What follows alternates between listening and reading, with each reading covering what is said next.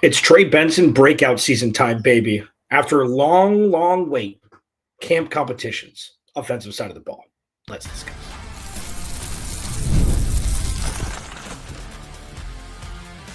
You are Locked On Cardinals, your daily Arizona Cardinals podcast.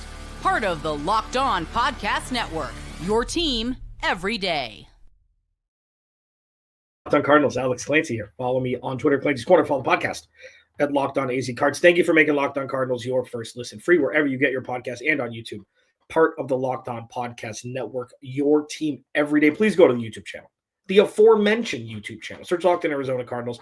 Hit that subscribe button, man. 20 away from 4K. I'm not counting. You're counting. I'm not counting. You're counting. Been sports media in Phoenix for 15 years. This lovely podcast going on my 9th season. Absolutely unbelievable. Again, thank you for, P1 everydayers from first jump. If I'm just starting to get in your rotation, thank you all the same. Today's episode of Locked On Cardinals is brought to you by our friends at FanDuel. Right now, new customers can get $150 in bonus bets when your first $5 bet wins. So after a long wait, after pushing off, because Michael Bidwell did something dumb, and then other stuff came up, and I'm kind of rolling with the punches, finally getting to the camp competitions. Offense today, defense tomorrow. On Monday, what I'll be doing the day before camp, which is the 22nd, is giving one more broad overview of what to watch for, what to look for, what to hope for, what to hopefully avoid as Arizona Cardinals 2.0 is officially underway Tuesday of next week. So, listen, there's some big offensive line questions still. I'm going to talk about that in the third segment. Greg Dortch, does he have a path to become wide receiver 2 in this offense? It's closer than you might think. And obviously, I'm so excited more than anything about Trey Benson potentially being the skeleton key that unlocks this offense. And it's not to say that he's going to be RB1. No. It's not to say that James Conner is going to take a big step back and Trey Benson will force to be RB1. No. What I'm saying is, if they're going to run the ball effectively and efficiently like they have since Drew Petzing took over as OC, there's got to be more looks than off tackle on first, off tackle on second, RPO on third, and short kind of thing. It's mundane at times. It works through its mundanity, but it's mundane.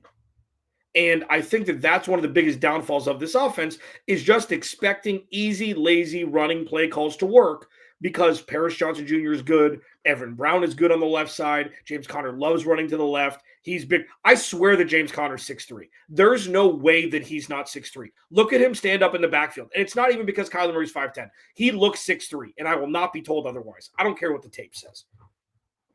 There's got to be more looks. So when you're looking at camp, I said this a couple days ago, maybe yesterday. I don't know. When you do it every day, it's like it's all just one big, I would give Trey Benson all the RB2 snaps. Like, I know Amari DeMarcado's there. I know Amari DeMarcado has had a better Arizona Cardinals experience than Trey Benson over the last couple seasons. He did get a lot of run a couple years ago because everybody was out and everybody was hurt, and he looked fine. He was an undrafted rookie out of TCU who made that deep playoff run in college. Like, the dude is an established running back in college, and at times, more than not, actually, he's looked better than Trey Benson until the second half of last year when Trey Benson started to show his legs at the NFL level.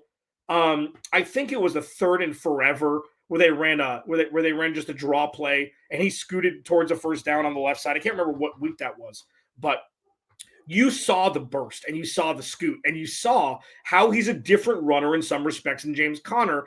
It's not a thunder and lightning kind of thing. It's not a Tiki Barber, Ron Dane kind of thing where James Conner isn't fast. He just runs over people. And, Trey Benson is really fast and he just has to jump around people. It's not that. It's much closer to the middle for both. But I want to give Trey Benson all of the chances in the world to take RB2 away from anybody else. And this is going to be found out in camp. This is one of the bigger competition stories, maybe not the most impactful. You're looking at defense for that. But it's very important on a run-first offense to have a 1-2 punch in the RB room. And it's not James Conner and then, let's kind of figure out who has the hot hand after. No. You need that backup dancer ready to rip if anything were to go down, or if James Conner is not having it, you need to give a different look. Maybe you have them both in the backfield. And if you have a James Conner light in the backfield, that is a terror scene for opposing defensive coordinators. It's like, okay, so say Trey Benson takes that leap and they do the 63-37, 60-40 split like I'd like to see this year. If Trey Benson can show through camp in the preseason, early in the regular season, that he deserves it. James Conner, Trey Benson, Trey McBride, Marvin Harrison Jr.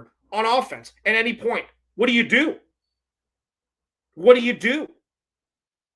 And that'll open up what I'll talk about in the second segment, which could be the straw that breaks the camel's back of this offense and Greg Dortch for opposing defenses. Like, I could argue that Trey Benson's improvement and emergence could be the single biggest thing to unlock the full potential of this offense. And obviously, Trey McBride continuing to do his thing, Marv taking the leap, it's Marv. You expect him to take that leap, okay? We don't know about Trey Benson yet. He's the biggest X factor going into 2025 as pertaining to unlocking the entirety of the offense. Because if he takes that leap like I expect him, like I think he will, I don't care if he was a 3rd-round pick, 7th-round pick, 1st-round pick, it doesn't matter. That's in the past. Who cares? It's about football and production now. If Amari DiMercado beats him out, Amari DiMercado's RB2. It's not a wasted pick. They had 4 of them in the 3rd round, and he was slated by many as the best running back coming out of the class. So the breakout season for Trey Benson starts on Tuesday. And I'm heavily weighting opportunities to give to him and let him prove that he's the dude. Not, it's a competition. If you got to go into competition mode, which any training camp is for dudes who aren't starters. But you're going to compete. You're going to give him reps. But I want Trey Benson not to be gifted the opportunity. I want Trey Benson to take the opportunity, be given the snaps, and prove why in camp that he's running with the ones, because he's the bona fide RB2, RB1 and waiting for this team. This has nothing to do with James Conner whatsoever. Well, they just paid him. You already want to replace him? No, dude. Dudette. Whatever. You want all the ducks in a row so the entirety of this offense can be realized and utilized efficiently and effectively. And that's been one of the biggest hurdles this team has had to face. Why that's happening, we're not talking about that yet. There's no reason to talk about that. You're looking at 2025, and then if it needs to be discussed midway through, we're going to discuss it. But Trey Benson's emergence starts on Tuesday. Trey Benson's emergence could be what unlocks the entirety of this offense to allow it its full realization of its full potential. And it's not because he's going to get the most looks. It's not because he's going to be the most talented player on offense. You put Kyler Murray, James Conner, and Trey Benson in a backfield, you can run the triple option all day. Oh, you got Trey McBride and Marvin Harrison Jr. there too? Oh, this offense has some serious gas. Not the smelly kind, the good kind. And that's science. Locked On Cardinals, your team every day. Is Greg Dortch in line, if utilized properly, to be that wide receiver too? It's not as crazy as you might think. We'll discuss it next. This episode of Locked On Cardinals is brought to you by our friends at FanDuel. Summer sports are in full swing. Whether you're all about baseball under the lights, golf on the green, or high-stakes soccer action, FanDuel's the best way to make every game even more exciting. You're already following the action. Why not make it, a little bit more thrilling? With FanDuel, you can get it on the game while your friends are getting sunburned at the beach. I'm not a sunburn guy. It's the Irish in me. Not to say I don't get sunburned. I just, I douse myself in sunscreen before going out. I digress. Whether it's a same game parlay or, watching a bet ride into the 9th inning, FanDuel makes it, feel like I'm part of the action. New to FanDuel, new customers can bet $5 and get $150 in bonus bets if your first bet wins. Open the FanDuel app today or visit FanDuel.com to get started. Now, listen, the thing with Greg Dortch, go with me here, okay? What's been wrong with this offense? Stagnant a lot more than it should be. It's either a top 5 offense or a bottom 5 offense, and it's not really anything in the middle, which is bananas. It's crazy, bonkers, whatever you want to say, insert adjective here. Because very few offenses in the NFL have a ceiling of top 5. That's something that I try to get people to realize with Kyler Murray, et cetera. It's like very few, the Giants last year on their best day were not a top 5 offense. Jacksonville on their best day last year were not a top 5 offense. When the Cardinals were ripping the Rams in week 2 of last year, that was a top 5 offense. That's what a top 5 offense looks like. And the Cardinals have that ceiling. The floor, relegated college football team. Crazy. So it makes you think, what could be utilized differently? Talked about Trey Benson last segment. I think it's important to have an RB1, RB2 punch, regardless of how much firepower you have on the outside and in the slot. Okay. Plus Kyler Murray's running ability. One of the most frustrating entities surrounding the Arizona Cardinals, infused into the Arizona Cardinals, talking points, is the misuse of Greg Dortch. Okay. Listen, these are facts. Okay. I'm not saying Greg Dortch is going to be wide receiver 2 next year. I'm not saying, even though, Marvin Harris Jr. is wide receiver 2 because Trey McBride's wide receiver 1. I know he's a tight end. It doesn't matter. It's a different makeup than Jamar Chase and T. Higgins both being wide receivers. Trey McBride's a top 3 tight end in the sport. Okay. He's wide receiver 1. He's passing option 1 until Marv hopefully rips it from his strong hands this year and Marv takes over. Good problem for the Cardinals to have. There's a wide hole in wide receiver 2 land and, wide receiver 3, whatever it is. If we're talking just wide receivers, Marv's wide receiver 1, and Michael Wilson has shown flashes. Greg Dortch's flashes shine brighter. They shine brighter. The frustrating part about Greg Dortch and the utilization of him is they use him in the preseason and when they're out of playoff contention. That's it. There's nothing really in between. We remember, I do, and it's my job to remember, because you can sit back and just smile or yell at me or whatever, the touchdown against Chicago 2 years ago, where Greg Dortch dipsy-doodled around 7 players and housed it. Because, tell you what, he's the fastest player on the team on offense, him and Kyler Murray. He's the fastest skill position player on the team. I can guarantee you, if he was in Kansas City or if he was in Denver, he would have 50, 60 catches a year. It doesn't have to be bonkers numbers. It's not like Wes Welker, Julian Edelman numbers. No, that's not what I'm saying. A wide receiver 2, I just mean as, well, in this case, the third option in the pass game behind Trey McBride and Marvin Harrison Jr. It's wide open for the taking. Greg Dortch has a skill set that nobody else on the team has. Greg Dortch can go from 0 to 60 in 2.5 seconds. Greg Dortch can be used on the outside. He caught a touchdown. I think it was a fade route last year from Kyler Murray. Greg Dortch can exploit the hell out of the slot, whether it's a bubble screen, whether it's one of those sexy slip screens that we saw against the Rams in week 17 after playoff contention was gone. Like where the hell was that all year? You have a guy who can break a defense in a way that only Greg Dortch can. It's a matter of getting the ball in his hands and letting him go. It's a matter of getting the ball in his hands and letting him go. And I'm not talking about end arounds. I'm not talking about the new thing over the last 10 years where quarterback, hikes the ball, catches it, and just drops it in front of him, and a wide receiver, tight end, whoever, running back runs in front of him because, it ends up being a completion and they want to stat stuff. Whatever it is. I'm not talking about that. I'm talking about bunch formations, wide receiver bubble screens. I'm talking about bunch formations where Marv goes deep outside. You've got a post run and you've just got a little drag route for speedy Greg Dortch across the middle where he catches the ball and just, good luck, linebacker, tackling him if he's in space. If you were to ask me who had a higher ceiling to become a bona fide wide receiver 2 if schemed for correctly, I'm talking myself into Greg Dortch over Michael Wilson. Because of the makeup of the other skill position players, he is the one who's the most different. Doesn't have a case of the dropsies. Doesn't have a case of the fumblesies. Get the dude the ball in space and let him eat. As we talk about this, as we're going through this show, starting to see a theme here.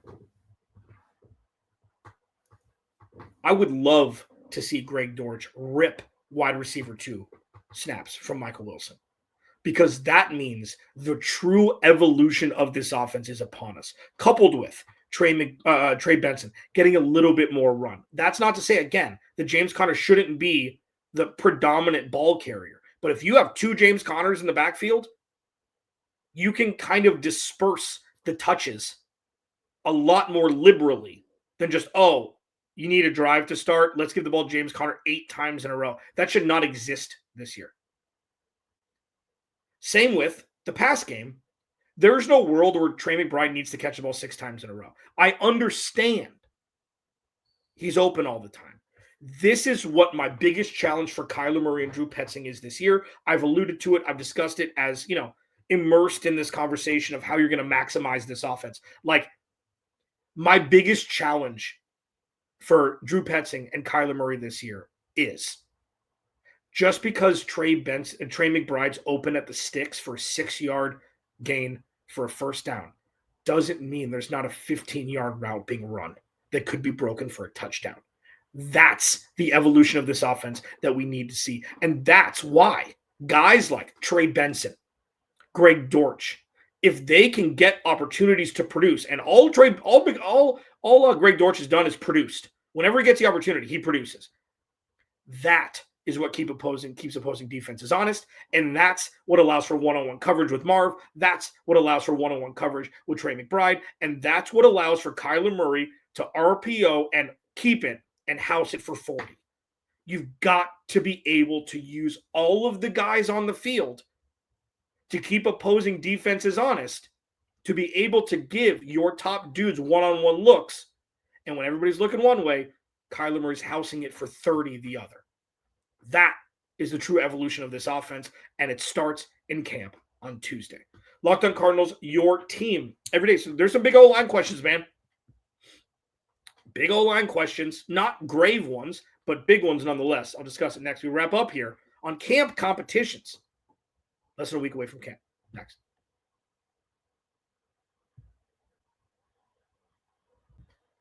For those who don't remember, I pounded the table for a Gray Zabel or Josh Simmons at 16 overall.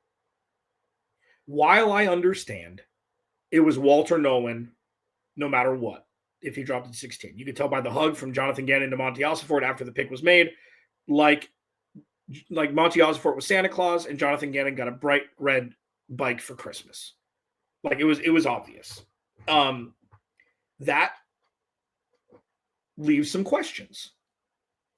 I am under the impression, and this was my thought process watching the draft, like, oh man, just defense, huh? No O-line, huh? Defense, huh? No O-line, huh? I think it shifted when Will Johnson was there in the second round. It's like, okay, go. Defense, defense, defense. This is the defense draft. And it was. They drafted Hayden Connor late, offensive lineman, big dude. But they're running it back. So there is many O-line questions. And this isn't so much about competition. It's more about how's it going to shake out. So on the initial depth chart, very early, there's a couple obvious ones. Paris Johnson Jr., left tackle. Evan Brown, left guard. Yalta Froholt, center. Isaiah Adams, third-round pick out of Illinois into his second year. And then Jonah Williams at right tackle. You got backups. Kelvin Beachum's going to be that swing tackle if somebody were to get injured. We don't know if he's going to be starting week one, if Jonah Williams is going to be ready week one. The pushback against Jonah Williams last year, I think, was a little bit unfounded. He was injured. He came back. And then, coincidentally, and this is 100% coincidentally, the Cardinals just started losing games when Jonah Williams came back. I think that after the bye week, something just shifted. I don't know what it was. It was last year. If it happens again this year, we'll talk about it, but there's no reason to right now. Then you've got backups, like Hayden Connor, again, late round pick. John Gaines, swing guy who can play all the interior positions.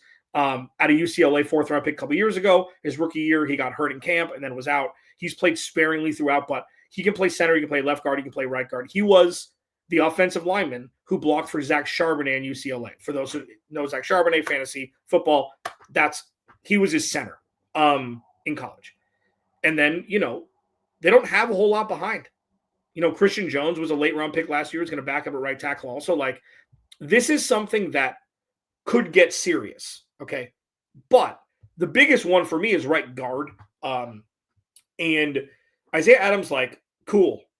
Is he there because they trust him implicitly to play right guard, or is he there because they don't know what Will Hernandez's status is yet? I know that the NFL works like, got to pass a physical to get re-signed. They haven't allocated his number to anybody else. I think Hayden Connor wore that in college. I think I read that somewhere. So they haven't given his number away. Will Hernandez has been the most consistent offensive lineman, coupled with Yalta Froholt, that the Cardinals have had in the last 5 years. Okay? So the whole thing about, he's injured, or, he's getting older, or, blah, blah, blah, re-sign him. Like, this should be the easiest no-brainer on the planet. It doesn't matter that they've got a new offensive line coach. I don't care. Excuse me. You need as many trustworthy dudes as possible. And I think after he got hurt, it was much more difficult on Jonah Williams playing on the right side after the bye week, after he came back late, than if Will Hernandez was there. We've seen this so much over the last 10 or 15 years. The interior offensive line of the Arizona Cardinals has been brutal. Like, Justin Pugh had some good years here, and then, battled injuries. And then Will Hernandez, when he came over from the Giants, it's like, you don't really know, because, like, okay, well, if he was valuable, then why did the Giants let him go? And then he just mixed with this offense. It was great. And then, Rodney Hudson, and then it was a lot of Max Garcia, a lot of Sean Harlow, a lot of not so great. And then Yalta Froholt comes over. It's like, oh, my sweet mother. What has happened here? Everything is different. Everything is different. Kelvin Beachum has been great, but it's like, bring back Will Hernandez immediately. The day that he is, quote unquote, even if he starts the season on the PUP list, I don't care. Bring him back. I want him to retire a Cardinal. He's been great, and his contracts are so team-friendly. It's like, now, with that said, if they think Isaiah Adams is the dude, then run with it. But that's the guy. Evan Brown played well enough last year, signed a contract, cool. Played well enough, that's great. Well enough on the offensive line. You have a B offensive line, happy days. Okay? And listen, I'm not all like, Humpty Dumpty, that they didn't draft an offensive lineman in the first couple rounds. No, I'm past that. Like, this isn't the Marv thing where I was like, they should 100% trade back, get as many first-round picks as possible, and build for the future. It would be easier for me to backtrack on that from my stance on draft night and the couple weeks leading up to draft night, where it's like, screw it, draft him, who cares? He's the highest graded player in the draft. You can get him at 4, whatever. Like, I get that. This one, I'm not going to Humpty Dumpty you.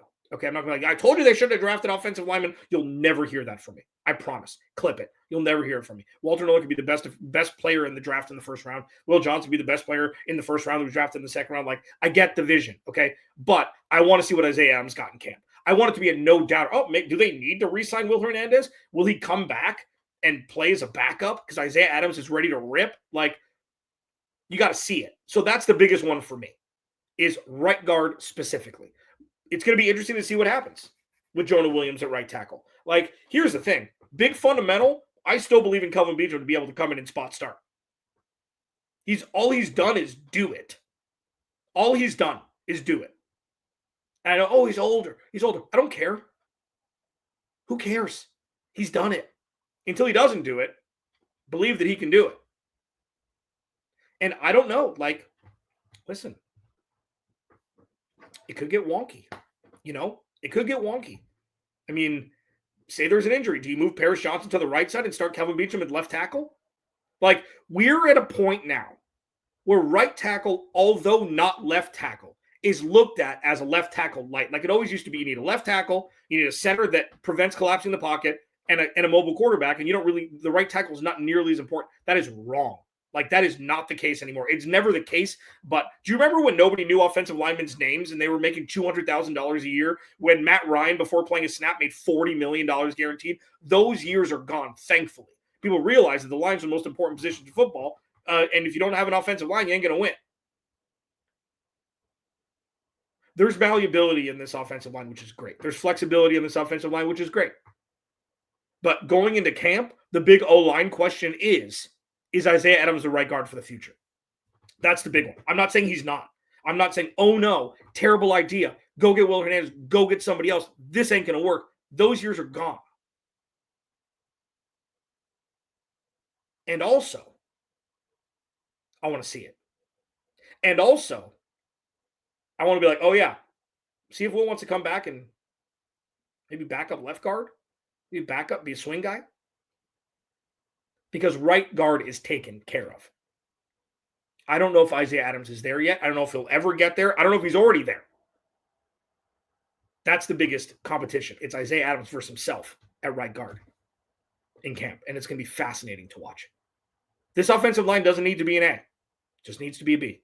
Kyler Murray will take care of the rest. Locked On Cardinals, your team every day. Squad show tonight, Ben Garcia, Jamil Douglas, 2 days a week, Tuesday, Thursday, for an hour, live. I'm going to stop talking like this now. Alex Clancy, Locked On Cardinals. Remember, without you, there is no me. Defense, camp competitions tomorrow. Talk to you then.